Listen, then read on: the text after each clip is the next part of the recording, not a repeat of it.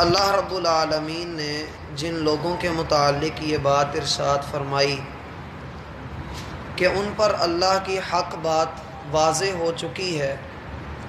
اکثریت ایمان نہیں لائیں گے، ہٹ دھرمی اختیار کریں گے، اللہ رب العالمین سے دور رہیں گے، ایسے لوگوں کی کیفیت حالت دنیا میں کیا ہے، اس کا ذکر آنے والی آیات کے اندر اللہ رب العالمین نے کیا ہے۔ انسان جب تکبر اختیار کرتا ہے، تعصب اختیار کرتا ہے، ہٹ دھرمی میں آتا ہے، بغاوت کرتا ہے، تو ایسے شخص کے لیے نیچے دیکھنا ممکن نہیں ہوتا۔ اس کی نظر اوپر کی طرف اٹھتی ہے اور اپنی موج کے اندر یہ سیدھا منہ کر کے چلتا چلا جاتا ہے، یہ نہیں دیکھتا کہ اس کے پاؤں کے نیچے کون سی چیز آ رہی ہے، اس کو نہیں خیال ہوتا کہ کون اس سے ٹکرا رہا ہے، کون اس کے قوت کی زد میں آ کر کس کا نقصان ہو رہا ہے۔ یہ بس اپنی جوانی کے نشے میں، اپنی عزت اور اپنے وقار کے نشے میں اور اپنی دولت کے نشے میں اس قدر اندھا اور مدہوش ہو جاتا ہے کہ اسے اور کچھ نظر نہیں آتا، صرف اس کی ایک ہی تمنا اور خواہش ہوتی ہے کہ میری زندگی کا جو مقصد ہے، میری دولت، میرا مال، میری اولاد، میری عزت، میرا وقار، میرا مرتبہ، یہ مجھ سے نہ چھنے، اور اس کے لیے اسے ہر ناجائز راستہ بھی کیوں نہ اختیار کرنا پڑے، ہر غلط کام کیوں نہ کرنا پڑے، وہ کر گزرتا ہے۔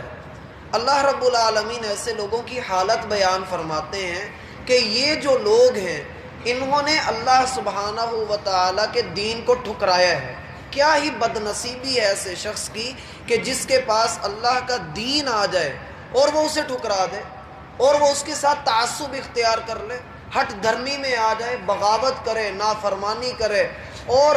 دین کو باتیں کرے، دین کی تعلیمات کو اچھالتا پھرے، اپنی عزت کو مقدم کرے اور دین کو کچھ بھی نہ سمجھے۔ اس سے بڑھ کر بد نصیبی کوئی نہیں ہے۔ وہ لوگ کہ جنہوں نے اللہ کے دین کو کھلواڑ سمجھ لیا، وہ لوگ جنہوں نے اللہ کے دین کو حقیر سمجھ لیا، ان کی کوئی ضرورت اللہ رب العالمین کو نہیں ہے۔ اللہ رب العالمین تو یہاں تک ارشاد فرماتے ہیں کہ اگر سارے جنات اور سارے انسان مل کر اللہ کی بندگی بھی کرنا شروع کر دیں تو اس سے اللہ کی شان میں ان کی عبادت کی وجہ سے کوئی اضافہ نہیں ہو جائے گا۔ اللہ کی جو شان ہے وہ اسی طرح ہی ہے، اور اگر یہ سارے اللہ کی نافرمانی بھی کرنا شروع کر دیں تو ان کی نافرمانی سے اللہ کی شان میں کوئی کمی بھی نہیں ہونے لگی۔ من شکر فإنما یشکر لنفسہ، جو اللہ کی بندگی کرتا ہے وہ اپنا فائدہ کرتا ہے، وہ اللہ کا کوئی فائدہ نہیں کر رہا۔ ومن کفر فإن ربی غنی کریم، اور جو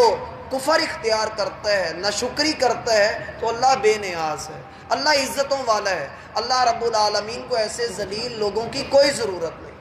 اس لیے اللہ رب العالمین یہاں پر ارشاد فرماتے ہیں انا جعلنا فی اعناقہم اغلالا، ہم نے ان کی گردنوں کے اندر توق ڈال دیے ہیں۔ میں اکثر اس بات کا جواب دے چکا ہوں کہ بعض لوگ اعتراض کرتے ہیں کہ جی اللہ نے ایسا کیا، اس میں لوگوں کا کیا قصور ہے۔ ایسا میرا بھائی ہر طرف نہیں ہوتا اور ہر مرتبہ ایسا نہیں ہوتا ہے۔ جو لوگ اپنی حالت بدلنا چاہتے ہیں، جو اپنے آپ کو بدلنے کا خیال کرتے ہیں، اللہ رب العالمین ان کے اندر تبدیلی لے بھی آتا ہے، اور جن کو کوئی خیال ہی نہیں، جن کے کانوں میں اذان کی آواز بھی آ رہی ہے، جن کو پتہ بھی ہے کہ جھوٹ بولنا گناہ ہے، جن کو پتہ ہے چوری، ڈکیتی اور ہر غلط کام یہ سارے گناہ کے کام ہیں، پتہ بھی ہے، پھر جان بوجھ کر کرتے ہیں، تو ایسے لوگوں کی گردنوں کے اندر توق ہی ہوتا ہے۔ یہ ہرگز نہیں کہہ سکتے کہ جی اللہ نے ہمیں دین کی طرف نہیں لایا، اللہ نے توفیق، اب توفیق کسے کہتے ہیں؟ توفیق یہی ہوتی ہے کہ آپ کے پاؤں کے اندر چلنے کی قوت موجود ہے، یہ توفیق ہے اس پاؤں کے اندر، آپ کے ہاتھ میں پکڑنے کی طاقت موجود ہے، اس کے اندر توفیق موجود ہے۔ اگر آپ کسی چیز کی طرف ہاتھ بڑھائیں ہی نہ، اس کو پکڑنا ہی نہ چاہیں، میرا بھائی کیسے آپ کہہ سکتے ہیں کہ نہیں مجھے توفیق ملے؟ یہ تو بالکل اسی طرح ہوگا نا کہ جیسے ایک بندہ سمندر کے کنارے تڑپ تڑپ کر مر جائے کہ میں پیاسا مر رہا ہوں، اور وہ خود پانی کی طرف نہیں بڑھ رہا اور پانی کو آوازیں دے رہا کہ میری طرف آ جاؤ، آ کر میرے منہ میں پڑو۔ ایسا قیامت تک نہیں ہونے والا۔ اللہ رب العالمین کا دین شان والا ہے، عزت اور قدر والا ہے، جو اس کی قدر کرتا ہے یہ اسی کو ملتا ہے، اور اللہ کا دین اسی کو دیا جاتا ہے جو اس دین کی طرف آتا ہے، جو نہیں آتا اللہ کو کوئی ضرورت بھی نہیں ہے اس کی۔ اس لیے کہا انا جعلنا فی اعناقہم اغلالا، ہم نے ایسے لوگوں کی گردنوں میں توق ڈالے ہوئے ہیں، فَهِيَ إِلَى الْأَذْقَانِ، وہ ان کی ٹھوڑیوں تک آتے ہیں، فَهُمْ مُقْمَحُونَ، وہ نیچے نہیں دیکھ سکتے ہیں، ان کے سر جو ہیں وہ اوپر کی طرف اٹھے ہوئے ہیں۔ بالکل اسی طرح میرا بھائی اونٹوں کو ایک طرح سے باندھا جاتا ہے کہ ان کی گردن کو پیچھے موڑ کر ان کی کوہان کے ساتھ باندھ دیا جاتا ہے، اونٹ پھر دائیں بائیں نہیں دیکھ سکتا، وہ ادھر اٹکا رہتا ہے۔ ایسے لوگوں کی گردنوں میں اللہ نے یہ توق ڈال دیے ہیں، آپ ان کو لاکھ سمجھاتے رہیں، لاکھ ان کے کانوں میں اذان کی آوازیں جاتی رہیں، اللہ رب العالمین کی پکار، قرآن کی آیات آپ ان کو لاکھ سناتے رہیں، جو توق انہوں نے اپنے گلے میں ڈال لیے ہے، جو شیطان کی انہوں نے بندگی کرنا شروع کر دیا، انہیں اور کچھ نظر نہیں آتا۔ اس لیے اللہ کے رسول صلی اللہ علیہ وسلم کا فرمان ہے، من تواضع للہ رفعہ اللہ، جو نیچے جھک جاتا ہے اللہ اسے بلندیاں عطا کر دیتا ہے، اور جو اوپر دیکھتا ہے بلا وجہ اپنے غرور میں رہتا ہے۔ غرور تو میرا بھائی ہم اس بات کا بھی غرور کرتے ہیں، نہیں ہم غرور نہیں کرتے، ہمارے اندر تو اس طرح کا غرور اور تکبر ہے، اللہ ہمیں ان چیزوں سے محفوظ فرمائے۔ اللہ فرماتے ہیں یہ لوگ نیچے نہیں دیکھ سکتے، اپنے سروں کو اوپر اٹھائے ہوئے ہیں، ان کو کوئی پتہ نہیں کہ یہ کس رستے پر چل رہے ہیں، کس انداز میں چل رہے ہیں، ان کو ککھ پتہ نہیں، بس ایک ڈڈو بنے ہوئے ہیں جو کنویں کا ڈڈو ہے، اس کی طرح بس اپنے کنویں کے اندر رہنا ہے، چھوٹی سی خواہش بنائی ہوئی ہے کہ میں نے زندگی کے اندر یہ چیز لینی ہے، وہ کرنا ہے، یہ کرنا ہے، وہ کرنا ہے۔ وہ عجیب آدمی اس سے آگے بڑھ ہی نہیں سکتا، اس کی سوچ اس سے آگے جاتی ہی نہیں۔ دنیا دیکھ رہی ہے جی ہم چاند تک پہنچ گئے، ہم فلاں تک پہنچ گئے، فلاں تک پہنچ گئے، جس رب نے چاند بنایا وہ اس تک نہیں پہنچ سکے، یہ کون سی کامیابی؟ انسان کان کو دیکھتا ہے، کان کی ساخت کے اوپر غور کرتا ہے، پھول کو دیکھتا ہے، اس کی پتیوں پر، اس کے رنگ پر، اس کی خوشبو پر غور کرے، اور بڑے گن گائے دی کیا کمال پھول ہے، لیکن پھول بنانے والے کو نہ مانے، اس کے سامنے سجدہ ریز نہ ہو، اس کی قدرت کو نہ مانے، تو ایسے بندے کے علم کا ککھ فائدہ نہیں،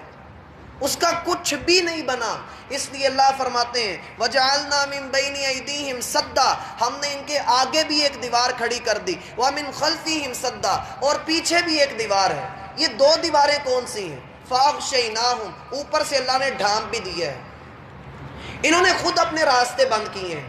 پچھلی دیوار کیا ہے؟ انہوں نے اپنے پچھلی دنیا کے اندر، پچھلے وقت کے اندر انہوں نے کوئی مشکلات دیکھی ہوں گی، انہوں نے دوسرے لوگوں کو دیکھا ہوگا کہ ان کا لائف سٹائل ایسا ہے، انہوں نے ان کو بنیاد بنا کر ان کے آگے اپنے آپ کو کھڑا کر لیا کہ ہم بھی ایسے بنیں گے، اور آگے اپنے خواہشات کی ایک لمبی دیوار کھڑی کی ہوئی ہے، اور یہ نہیں پتا کہ موت کب آ جائے۔ اللہ کے رسول صلی اللہ علیہ وسلم نے زمین کے اوپر ایک مربع بنایا اور اس کے اندر سے ایک سیدھی لائن کھینچی جو اس مربع سے باہر نکل رہی تھی۔ آپ علیہ الصلاۃ والسلام نے فرمایا یہ انسان کی زندگی ہے، اور یہ چاروں طرف سے موت نے اس کو گھیرا ہوا ہے،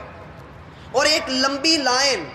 یہ انسان کی خواہشات ہیں جو موت سے بھی آگے کی پلاننگ کر کے بیٹھا ہوا ہے، کوئی پتہ نہیں کب موت آ جائے اور انسان کو کچھ پتہ نہ لگے۔ اس نے جو اپنے آگے دیوار کھڑی کی ہوئی ہے، یہ اس دیوار سے آگے سوچتا ہی نہیں کہ میرے رب نے مجھ سے طلب کیا کیا تھا، مجھے کس بات کا حکم دیا تھا، مجھے کہا کیا گیا تھا، میں زمین پر اللہ رب العالمین کا بنایا ہوا خلیفہ ہوں، مجھے کچھ کہا گیا تھا، کوئی مقصد دے کر دنیا میں بھیجا گیا تھا۔ اسے صرف یہ ہے کہ میں کنویں کا مینڈک بن کر اپنی جو سوچ میرے دل کے اندر آ گئی، پھر ہمارا جملہ ہوتا ہے جی میرا دل میں جو آ جائے پھر میں اپنی بھی نہیں سنتا۔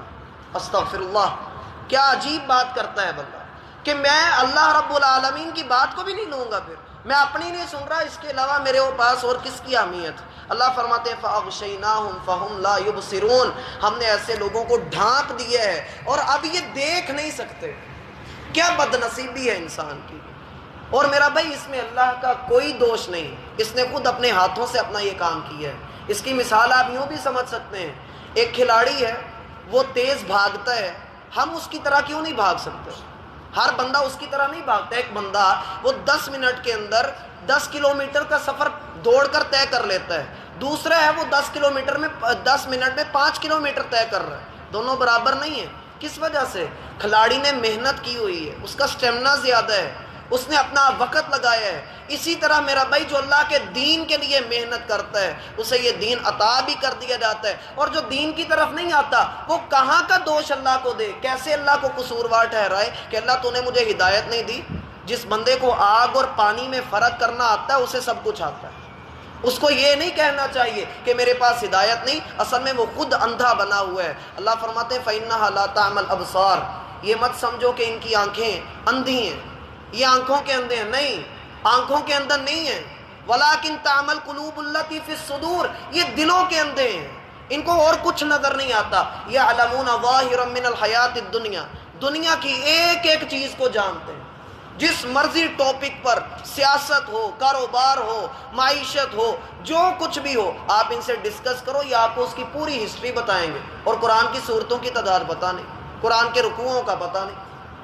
یہ پتہ نہیں کہ سجدے کتنے ہیں، یہ طریقہ پتہ نہیں کہ بارش کی نماز کیسے ادا کی جاتی ہے، اس کا پتہ نہیں کہ گرہن کی نماز کیسے ادا کی جاتی ہے۔ اللہ فرماتے فَأَغْشَيْنَاهُمْ فَهُمْ لَا يُبْصِرُونَ، ہمارا قانون فطرت ہے، جو ہماری طرف نہیں آتا ہم اس کو آنے بھی نہیں دیتے، ہم نے اس کو ڈھانپ دیا ہے، اب وہ دیکھ نہیں سکتا، اس کی نظر بھی اوپر کی طرف اٹھی ہے، اسے نیچے نظر بھی نہیں آتا۔ اے نبی سواء علیہم اانذرتہم، برابر ہے ان کے لیے، آپ ڈراؤ یا نہ ڈراؤ، انہوں نے ایمان نہیں لانا، یہ اللہ کا تجربہ ہے، یہ اللہ کا علم ہے۔ پہلی اقوام نے بھی ایسے کیا، ابو جہل نے کتنی مرتبہ کہا محمد صلی اللہ علیہ وسلم سچا آدمی ہے، لیکن اس کے ساتھ جو ساتھی ہیں نا ان کی وجہ سے اس پر اسلام نہیں لاتا، میری چودراہٹ چلی جائے گی، میں اور بلال ایک صف میں کھڑے ہو جائیں ممکن نہیں۔